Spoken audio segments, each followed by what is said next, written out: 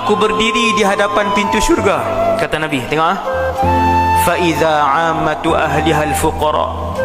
Aku tengok majoriti penduduk syurga adalah di kalangan fakir miskin. Tuan-tuan, siapa majoriti ahli syurga? Orang miskin ke orang kaya? Orang miskin. Hati-hati orang yang Allah bagi harta, tempat kalian sedikit di dalam syurga. Hati-hati orang yang amanahkan harta di tangan dia. Nabi abang, harta yang ada di tangan kita Allah amanah aja, tumpang letak. Allah ambil kekayaan dunia, tumpang letak di tangan kita, letak atas nama kita. Nabi kata Allah nak tengok bagaimana kamu uruskan amanah itu.